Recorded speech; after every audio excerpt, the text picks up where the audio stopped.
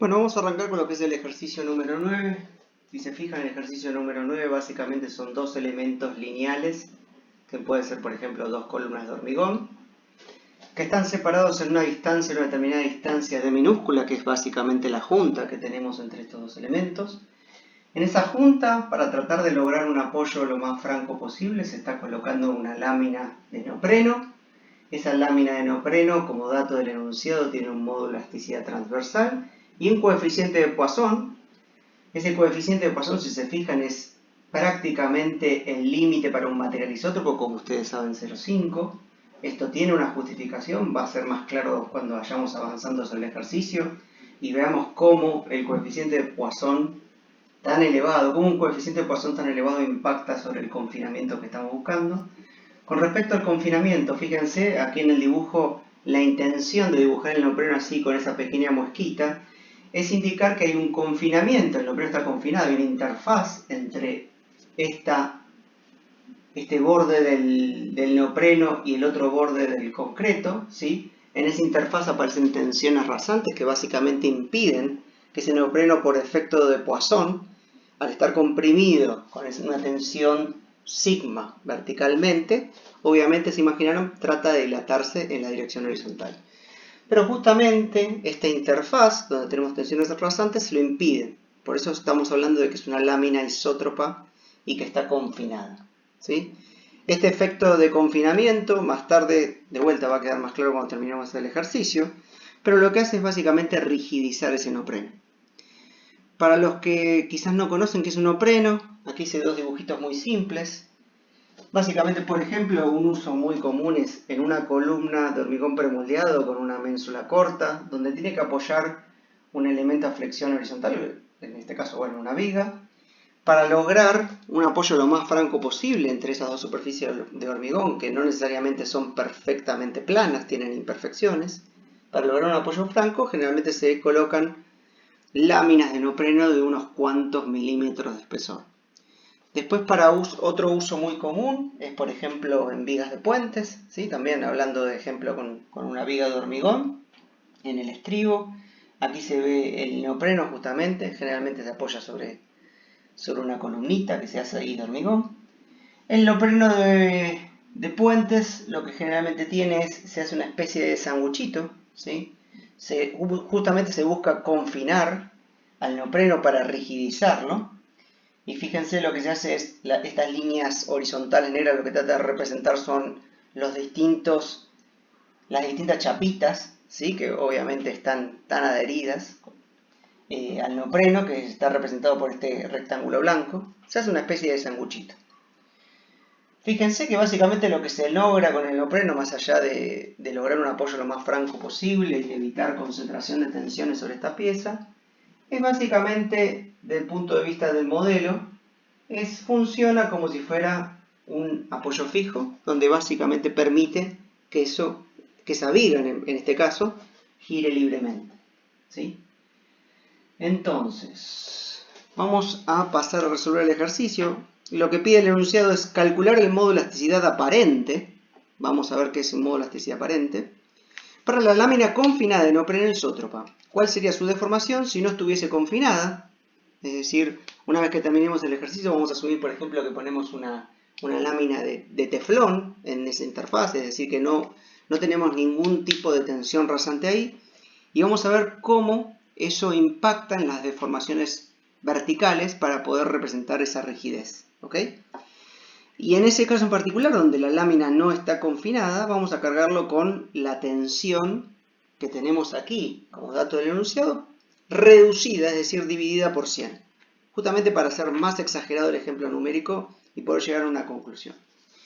Entonces, fíjense, como hablamos hace un rato, básicamente lo que tenemos, si hacemos un diagrama de cuerpo libre de ese neopreno, es básicamente una lámina de neopreno que tiene también un espesor de minúscula. Aquí tenemos el eje de simetría. Y por otro lado lo que tenemos son las tensiones rasantes, tau, que aparecen en esa interfase entre el hormigón y la lámina de neopreno, que impiden que esta lámina se expanda en la dirección horizontal. Ahora, si extendemos el esquema, van a ver, esta parte no se ve bien del pizarrón, voy a usar aquí. Van a ver que lo que tenemos desde el punto de vista de tau es un valor máximo en los extremos, ¿sí? Obviamente hay simetría, así que desde el punto de vista del módulo es el mismo. Esto sería tau en una determinada sección transversal de ese neopreno. Nótese que en el eje de simetría tau vale 0. ¿Y por qué vale 0 tau? Bueno, justamente porque es una magnitud antisimétrica, es un problema simétrico, y no podemos tener una magnitud antisimétrica justamente en el eje de simetría, por lo menos para un problema simétrico. Después, en lo que respecta a sigma, ¿sí? En este caso las tensiones verticales, fíjense cómo, obviamente al no tener ninguna carga aplicada sobre los bordes, el sigma es 0 y toma un valor máximo justamente en el eje de simetría, ¿sí? En este caso lo que estoy representando sería sigma x, por eso dije que en los bordes no tenemos ninguna sigma aplicada, ¿sí? Tengan presente que el eje vertical de este elemento lineal es z y vamos a representar el eje x para claridad aquí en el dibujo. Entonces, si analizamos particularmente el eje de simetría, vamos a ver que, como hablamos hace un rato, todo lo que son las magnitudes antisimétricas, en este caso los gamma, por ejemplo gamma xz, gamma iz y gamma xy, los tres tienen que ser igual a 0, ¿sí? De vuelta, es una magnitud antisimétrica sobre el eje de simetría. Estas consideraciones son sobre el eje de simetría, ¿sí? Sobre el eje de simetría. Por otro lado, también los tau, por ejemplo tau xz, tau iz y por supuesto tau xy, ambos tres también tienen que ser igual a 0 porque son magnitudes antisimétricas en un eje de simetría, por lo tanto tienen que valer 0. Por otro lado sabemos que sigma x, que sigma y por supuesto que sigma 0, todos estos son distintos de 0, van a tomar un determinado valor. En lo que respecta a sigma x, sabemos que tiene una forma de estas características. Por otro lado, y aquí es donde entra principalmente la hipótesis de confinamiento. Obviamente que hay que despreciar la parte del menisco, pero despreciando aquello, lo que podemos decir es que epsilon x y epsilon y son aproximadamente igual a 0, ¿sí? Despreciando ese efecto de menisco. Porque, bueno, justamente por el efecto de confinamiento, no nos permite que la lámina se deforme en el plano horizontal, ni en X ni en Y, que sería perpendicular, por ejemplo, al pizarrón. Y desde ya sabemos que epsilon z tiene que tomar un valor y que tiene que ser distinto a 0.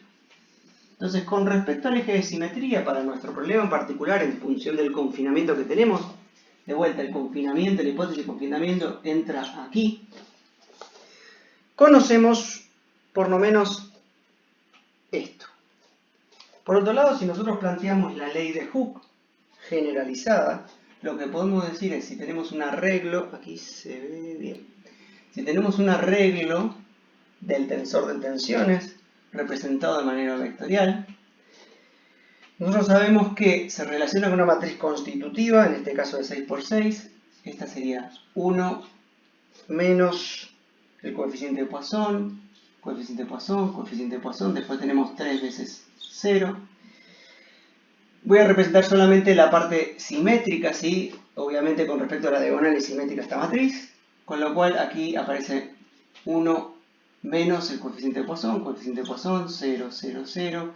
Aquí aparece 1 menos coeficiente de Poisson, de vuelta 0, 0, 0. Aquí lo que tenemos es 1 menos 2 veces el coeficiente de Poisson sobre 2, 0, 0. Aquí tenemos lo mismo, es decir, 1 menos coeficiente de Poisson sobre 2, 0. Y aquí, finalmente, 1 menos 2, coeficiente de Poisson dividido 2. ¿Ok? Esa es la matriz, nuestra matriz constitutiva, es decir, la que relaciona tensiones y deformaciones, asumiendo la ley de Hooke, asumiendo linealidad. Obviamente, como les dije hace un rato, aquí tenemos simetría, así que se repite de manera simétrica. Por otro lado, esta matriz está multiplicada por el módulo de elasticidad sobre, abro paréntesis, 1 más el coeficiente de Poisson, abro paréntesis, 1 menos 2 veces nu, es decir, coeficiente de Poisson, multiplicado por un arreglo del tensor de deformaciones, que vamos a denominar de esa manera. Fíjense que a partir de esto, lo que podemos calcular, y a partir de que conocemos que hay varios términos que se anulan, es decir, que hay varios términos que son nulos, tanto de este arreglo del tensor de terceros como tanto de este arreglo del tensor de deformaciones, lo que podemos saber en este caso es que sigma x es igual a sigma y, simplemente reemplazando, poniendo 0 donde corresponde y despejando, y que ambos son igual al coeficiente de Poisson por el módulo de elasticidad, todo esto sobre, abro paréntesis, 1 más nu, cierro paréntesis, abro paréntesis, 1 menos 2 veces nu. Todo eso multiplicado por epsilon z, ¿sí? Que claramente sabemos que esto es distinto a 0. Por otro lado, epsilon z, ¿sí? Ya sea trabajando con esta o con la inversa de esta relación, sabemos que no es otra cosa que sigma z sobre el módulo de elasticidad menos el coeficiente de Poisson sobre el módulo de elasticidad multiplicado por sigma x más sigma y.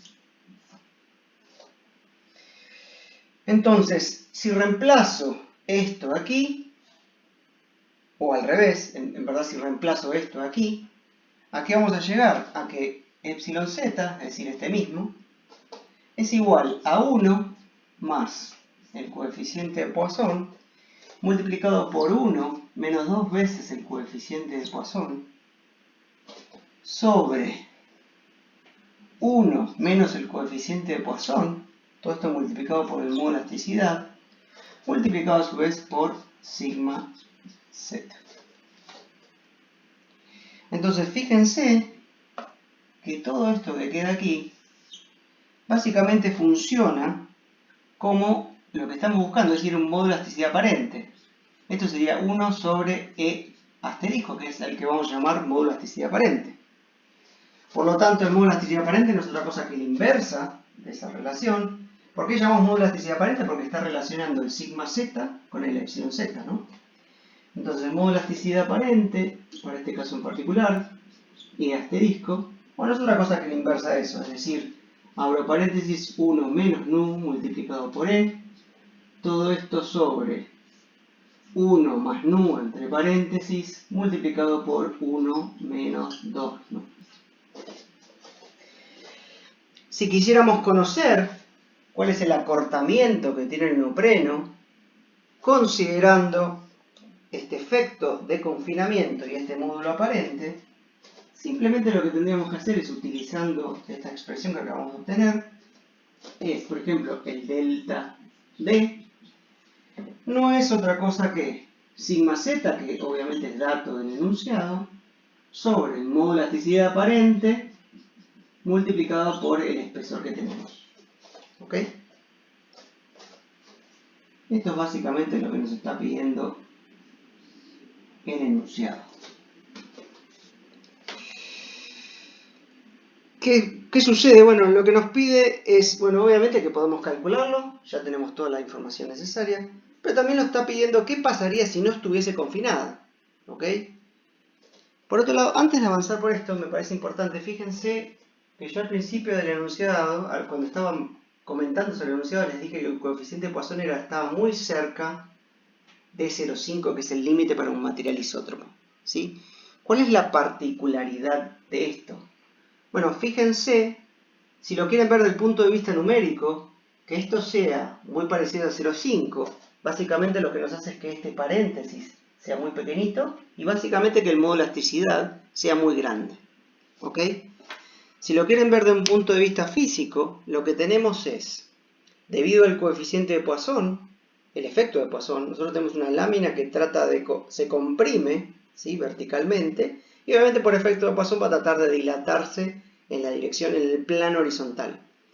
Pero ¿qué sucede? Bueno, al estar confinada no se puede deformar y aparecen justamente las tensiones que tenemos aquí, que calculamos hace un ratito, que serían el sigma X y el sigma Y. ¿Ok? ¿Qué sucede? Bueno, obviamente que esa deformación en el plano, cuanto mayor es el coeficiente de Poisson, mayor va a ser. Entonces es más la tensión sigma X y sigma Y que tiene que aparecer para confinar. ¿Ok? Eso básicamente lo que está formando es esa rigidez aparente, ese modo de elasticidad aparente que tenemos en este caso. ¿Ok? Está rigidizando ese elemento.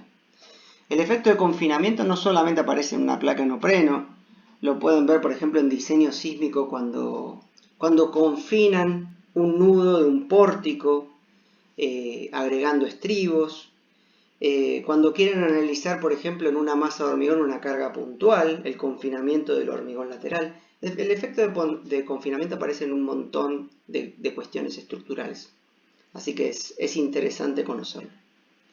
Fíjense.